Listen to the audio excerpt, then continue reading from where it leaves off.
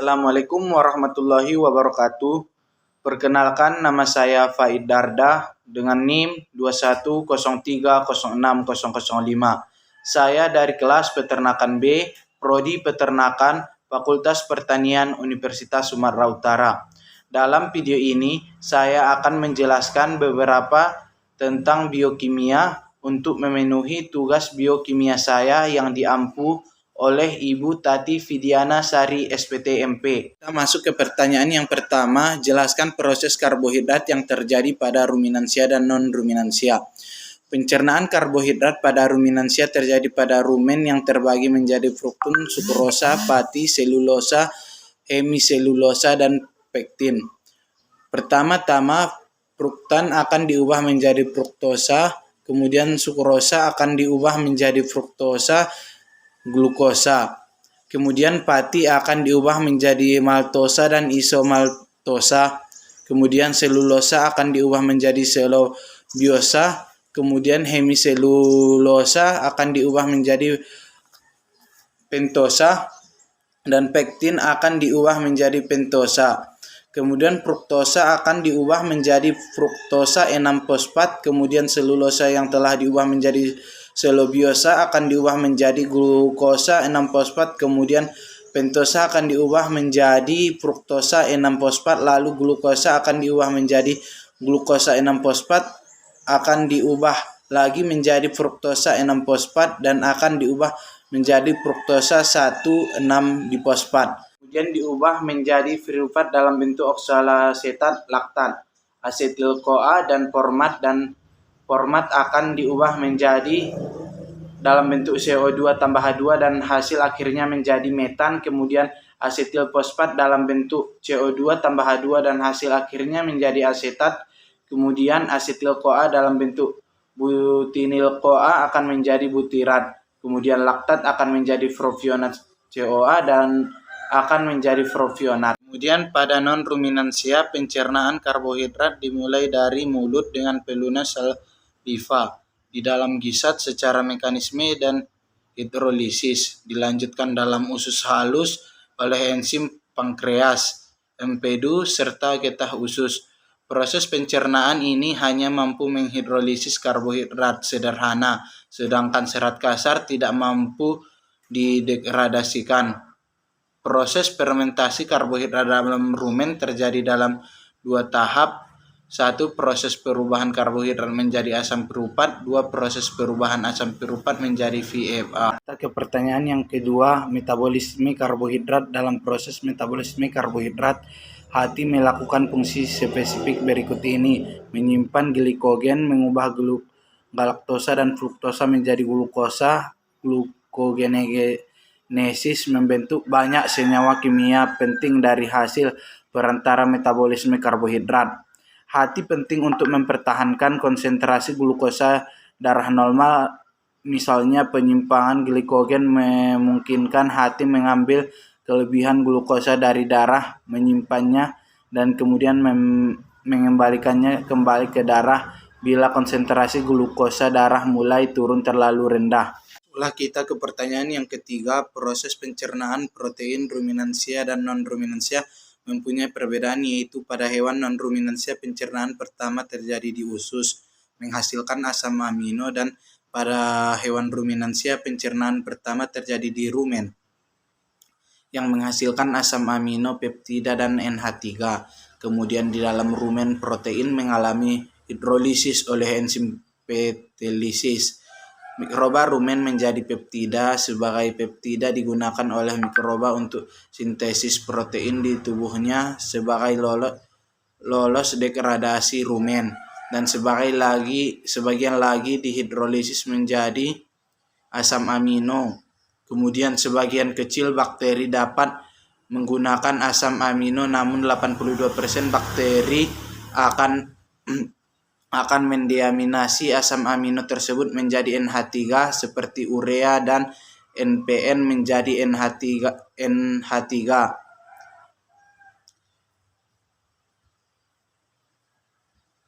NH3 seperti urea dan NPN kemudian diubah menjadi NH3, kemudian proses deaminasi selain menghasilkan NH3 juga menghasilkan asam ketoks yang selanjutnya diubah menjadi VFA. Asam amino dirubah menjadi VFA yang berupa isofalerat, isobutirat, dan 2-metil butirat.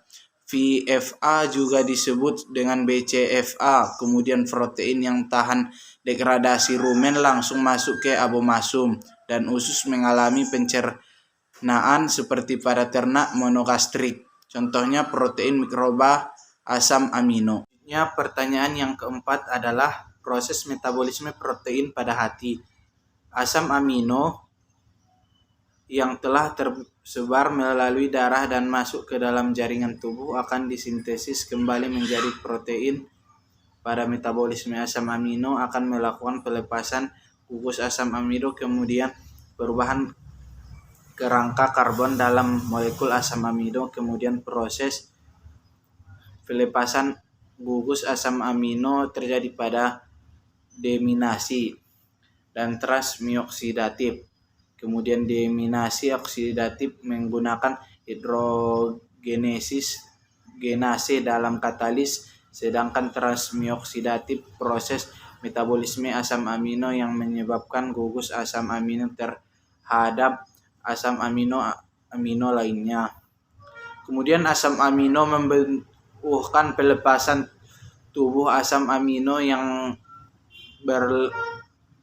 bertempat di diaminasi nitrogen alfa amino di dalam asam-asam amino. Kemudian protein adalah produk yang dihasilkan oleh ekskresi informasi genetik, merupakan polimer asam amino yang terikat pada suatu sama lain dalam ikatan selium. Selanjutnya masuklah kita ke pertanyaan yang kelima, pencernaan lemak pada ruminansia dan non-ruminansia. Pencernaan lemak pada ruminansia. Pencernaan pada lemak ruminansia dimulai dari aktivasi mikroba di dalam rumen. Terdapat lemak pakan yang akan membebaskan asam-asam lemak tak jenuh untuk kemudian diubah menjadi asam lemak tak jenuh tidak terserap rumen, melainkan terus ke alat pencernaan bawah atau usus halus, di mana ia akan diserap dan menyatu dengan hilomikron. Hilomikron ini mengandung lemak dan protein serta mempunyai fungsi sebagai alat transport lemak dari usus halus menuju ke jaringan-jaringan tubuh. Di dalam usus halus, lemak dipecah menjadi asam lemak dan gliserol. Dalam enzim lipase, gliserol meneruskan perjalanan ke hati, sedangkan asam lemak tidak dapat langsung diserap oleh usus karena zat ini tidak larut dalam air. Penyerapan zat ini dipermudah oleh getah empedu yang akan mengemulsikan asam lemak menjadi suatu bentuk yang larut dalam air sehingga dapat diserap oleh sel mukosa usus halus. Lemak yang diserap masuk peredaran darah melalui vena porta ke hati melalui sistem limfatik dan ductus thoracisus. Sebagian dari lemak yang diserap, terutama yang masuk peredaran darah melalui sistem limfatik, dapat langsung disimpan dalam jaringan. Sebagian besar lemak yang diserap mengalami metabolisme dalam hati. Di sini tersedia suatu mekanisme yang mengangkut lemak dari hati menuju ke jaringan-jaringan.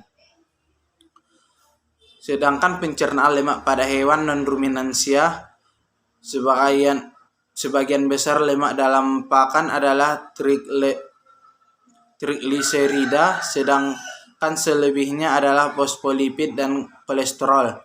Saat lemak masuk ke dalam duodenum, maka mukosa duodenum akan menghasilkan hormon enterogastrik yang menghambat sekresi getah pencernaan dan perlambatan proses pengadukan. Lemak yang diemulsikan oleh garam empedu dirombak oleh esterase yang memecah ikatan ester antara asam lemak dengan gliserol. Garam-garam empedu mengemulsikan butir-butir lemak menjadi butir yang lebih kecil kemudian dipecah oleh enzim lipase preaktik menjadi gliserida. Monogliserida, asam-asam lemak bebas, dan gliserol. Penyerapan lemak dilakukan dengan mengkombinasikan dengan garam empedu. Garam empedu dibebaskan dalam sel mukosa, dipergunakan asam lemak dan gliserol untuk bersenyawa dengan fosfat untuk membentuk fosfolipid. Fosfolipid distabilkan dengan protein dan dilepaskan dalam sistem getah bening sebagai globul-globul kecil yang disebut glimikron yang kemudian dibawa ke aliran darah. Yang keenam adalah proses yang pertama adalah hidrolisis atau lipolisis. Pada proses ini lemak diputuskan ikatan ester trigliserida, fosfolipid, dan glikolipid yang dilakukan bakteri rumen. Pada proses ini dihasilkan asam lemak tak jenuh. Akan dijumpai juga pada proses ini asam lemak tak jenuh atau linoleat dan linolenat akan dipisahkan dari asam lemak, gliserol, dan galaktosa. Setelah dipisahkan, asam lemak jenuh tersebut akan diubah menjadi VFA. Bakteri lifolitikal digunakan untuk hidrolisis trigliserida. Bakteri Butyrifibril resolven digunakan untuk menghidrolisis fosfolipid dan glikolipid. Beberapa faktor dapat mempengaruhi proses hidrolisis pada rumen, diantaranya level lemak, pH, Danielson bakteri rendah. Proses kedua adalah hidrogenasi atau biohidrogenasi. Proses ini terjadi asam lemak tak jenuh hasil proses hidrolisis dalam rumen. Terjadi isomerisasi dari ikatan cis menjadi trans. Isomerisasi menyebabkan pengurangan lemak tak jenuh. Biohidrogenasi menyebabkan lemak esensial rusak namun ternak tidak mengalami defisiensi. Lemak esensial dapat memenuhi kebutuhan pada ruminansia. Kebanyakan lipid pada ruminan masuk ke duodenum sebagai asam lemak bebas dan dengan kandungan asam lemak jenuh yang tinggi. Lemak akan diserap oleh duodenum. Asam lemak rantai pendek hasil hidrolisis akan diserap oleh dinding rumen. Asam lemak rantai panjang akan masuk dalam epitelium dan usus halus. Pada usus halus, lemak akan disintesis menjadi gliserida dan asam lemak oleh enzim lipase. Asam lemak C14 membentuk tralis gliserol dalam epitel usus. Triasil gliserol, fosfolipid, dan kolesterol membentuk kilomikron dan masuk ke peredaran darah untuk diedarkan ke seluruh tubuh. Pertanyaan yang ketujuh, keterkaitan metabolisme karbohidrat dengan metabolisme lemak adalah hasil akhir pencernaan lemak akan memasuki jalur metabolisme karbohidrat. Dengan itu akan terjadi reaksi antara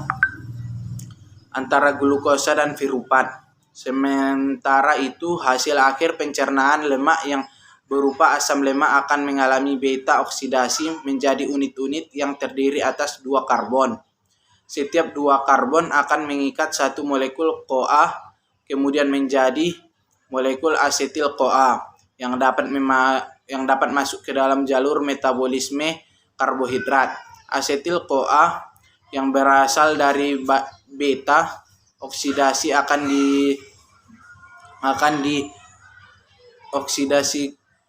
akan disintesis kembali menjadi komponen lemak. Karbohidrat pun jika berlebih akan diubah menjadi lemak yang disimpan di jaringan lemak. di bawah kulit atau jaringan adiposa. Keterkaitan metabolisme karbohidrat dengan metabolisme protein akan mengalami 3 cara, yaitu pertama, asam amino akan diubah menjadi piruvat yang kemudian memasuki jalur metabolisme karbohidrat. Kedua, asam amino ketogenik diubah menjadi asetil-CoA yang dapat memasuki jalur metabolisme lemak. Ketiga, asam amino non-glukogenik dan non-ketogenik dideaminasi dan langsung memasuki siklus Krebs. Melalui ketiga cara tersebut, akhirnya asam amino dapat menghasilkan energi dalam bentuk ATP, karbohidrat, karbon dioksida atau CO2 dan air. Sekian video yang dapat saya sampaikan. Kalau kurang dan lebihnya saya mohon maaf, dan kalau ada kata-kata saya yang salah saya mohon maaf. Sekian, wassalamualaikum warahmatullahi wabarakatuh.